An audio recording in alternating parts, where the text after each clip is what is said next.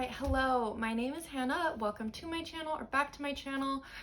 I am here today to talk about the books that I read in the month of March. I know this video is a little bit late, but I have been in the middle of a cross-state move and trips and school and all of that together. Just the schedule wasn't aligning until now, but here we are. So in the month of March, I was able to read a total of 6 books. Pretty spread out on the ratings. So I had 2 2-star reads, 2 4-star reads approximately, and then 2 5-star reads. And these 5-star reads are actually my first 5-star reads of the year. So that's very exciting. I read most of my books digitally, so on my Kindle, and only 1 in print. And I read 5 of them were fiction, and then 5 of them were not nonfiction. 5 of the 6 were fiction books, and then 1 was a book that I was assigned for school, but I read ahead because it was just really good. And that was my 1 nonfiction and actually my first nonfiction of the year.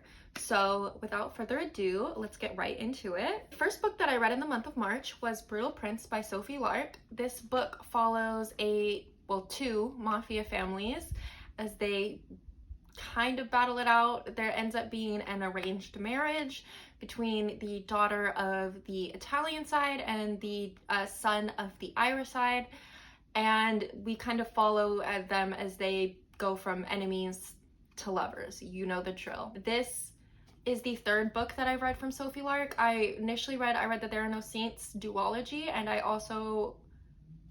was it. I just read the There Are No Saints duology. I really liked the first one, but I didn't like the second one. So this was my 3rd try with this author. And I just don't know if I'm going to continue with this author. I don't know if we mesh, you know? I gave this book 2 out of 5 stars. I personally just found the male main character to be a little overly aggressive. There wasn't really anything likable about him. There was nothing, even throughout the course of the story, the end of the story, I just didn't like him still. I found the female main character to just be very forgettable. And the entire romance between the 2 of them felt a lot like lust and not a ton like love. And that's just not how I like my stories. I mean, I will say that the writing itself, Sophie Lark's writing itself, is pretty good. It doesn't have a ton of errors or things that I found awkward about the writing. It was really just the characters, the plot being a little bit boring, it just didn't hit for me. So that is why I gave it 2 out of 5 stars. This is part of a series of interconnected standalones, so you don't need to read this book first. I've heard other books in the series are better. I'm personally not going to give it a try, but if you are into mafia books, you might like this one. So Brutal Prince. All right, so my next book was actually part of a trilogy. I did read the entire trilogy this month, which is very unusual for me. Usually I only read 1, maybe 2 books out of a series before I'm like, I need a break, I can't do it. But this one was just so good that I had to keep reading, and that was the Daughter of No Worlds trilogy. Well, it's also called the War of Lost Hearts trilogy by Carissa Broadbent. You might know Carissa Broadbent from her Crowns of Nyaxia series or The Serpents and the Wings of Night, but this trilogy, if you have not given it a try, please do, especially if you like books like Throne of Glass or really anything from Sarah J Maas. It has those vibes, it scratches that itch, it's just so good. I'm going to read you the synopsis of the first Daughter of No Worlds off of Goodreads because I don't want to spoil anything, and just having read the whole trilogy, I just know I'm bound to do that. So let's go. Former slave fighting for justice, a reclusive warrior who no longer believes it exists, and a dark magic that will entangle their fates. Ripped from a forgotten homeland as a child, Tisana learned how to survive with nothing but a sharp wit and a touch of magic. But the night she tries to buy her freedom, she barely escapes with her life. Desperate to save the best friend she left behind, Tisana journeys to the Orders, the most powerful organizations of magic wielders in the world. But to join their ranks, she must complete an apprenticeship with Maxentiarius Farleon, a handsome and reclusive fire wielder who despises the Orders. The Order's intentions are cryptic, and Tisana must prove herself under the threat of looming war. But even more dangerous are her growing feelings for Maxentiarius. The bloody past he wants to forget may be the key to her future, or the downfall of them both. I gave the first book 4.5 stars. I gave the second book, which ended up being my least favorite of the trilogy, 4 stars. So if that tells you anything, like my personal worst of the trilogy was still a 4-star read. And then I gave the last of the trilogy 5 stars. I just cannot explain to you like how much I just fell in love with these characters. Almost every single one of them is so complex. They all have very interesting motivations. I just felt so connected to them throughout the entire trilogy. I personally, if a book or a series has great characters and characters that I fall in love with, I am a lot less critical of the smaller plot holes that may exist or the plot elements that I wasn't a fan of or whatever. So I look at it with just slightly rose-colored glasses. I will say that Tisana is billed as kind of the main character throughout the entire trilogy. I would argue that that's not the case though. I would argue that another character kind of takes the stage.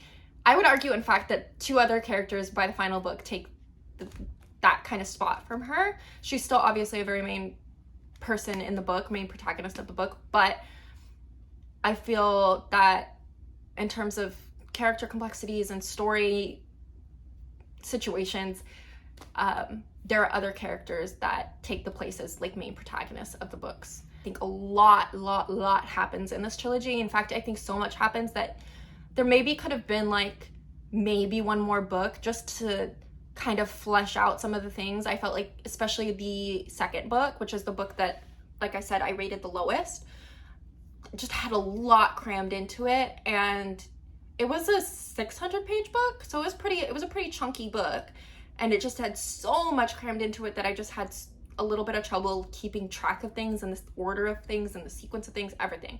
I just had a little bit of trouble keeping track, but that was kind of the worst of it. I still really enjoyed that second book. I still enjoyed the character arcs, and I think the ending of this trilogy just does so much justice to these characters, and I loved it. And for that, I gave it 5 stars. Definitely check out Daughter of No Worlds. It's also called the War of Lost Hearts trilogy, so if you can find it under that name, please read these books. Please, I'm begging you. Anyways, all right, now moving on, we are going to talk about well, it's not the second book that I read in the month, but the third book I read in the month. I read it in between Daughter of No Worlds. Oh no. I read it in between Children of Fallen Gods and Mother of Death and Dawn, and that was the book that I mentioned last month in my last wrap up, and that is The Flame King's Bride by Chloe Chastain and Lilith Vincent. It is the sequel to good God. It is the second book I don't know what the trilogy is called, but it's the sequel to The Flame King's Captive, which I read last month and reviewed last month in my last wrap up. I was so excited for this sequel. I was pumped. I mean, I read it pretty much as soon as it came out, downloaded it, I was on it. Unfortunately, I did not like this addition to the series. I felt like all of the angst and tension that was in the first book that made it so great was gone in this one. I felt like we didn't get a ton of the romance that I loved either in this book, and instead we got a lot of the fantasy elements, which I had wanted from the first book, but I just feel like in this book it just wasn't written well enough to compensate for the lack of romance. It just felt like this book needed to go through a few more rounds of revision before it was released, and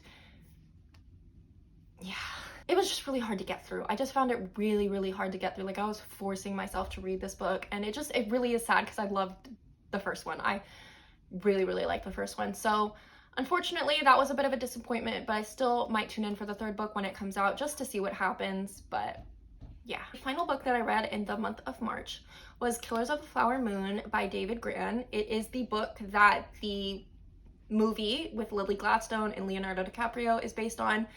And it follows the story of, this is a nonfiction by the way, follows the story of the Osage murders in the 1920s and 30s and the birth of the FBI as an organization and how we know it today. This book was just really heartbreaking and, I mean, very well told, very well written, but just absolutely heartbreaking and stunning. I mean, in like the worst way, in terms of like, this is stuff that probably us American children should have learned in school but didn't. It just tells a lot about how systemic injustice and systemic racism really does cause physical harm, and it allows things to transpire that should not be allowed to transpire. And I think that if you want to learn more about how just unjust and racist Americans, white Americans specifically, were towards specifically the Osage but all native tribes, I would read this book, and I think it'll be very educational. I thought it was really well written. The actual writing was really well written. It was very much a page turner, and I had to read that for school. So it just shows you that some of the books that you get assigned for school do end up being very, very good if you give them a chance. So yeah, that was Killers of the Flower Moon. All right, and that is my March wrap up. I know it was short. It's just a very busy month, and the books that I did read ended up being pretty chunky. So didn't read a whole lot, but I am so sorry as well that this is getting up so late. Like I said, moving, school, trips, the whole nine, just very busy. And I will get the April wrap up, which should come in a few weeks, up just a smidge sooner. I promise. I will promise. Thank you for watching me again this month. I am going to try to do a few more videos throughout the month, but if I don't, then I will see you. That came out very lyrical, didn't it? Then I will see you at the very beginning of April for my April wrap up. Bye!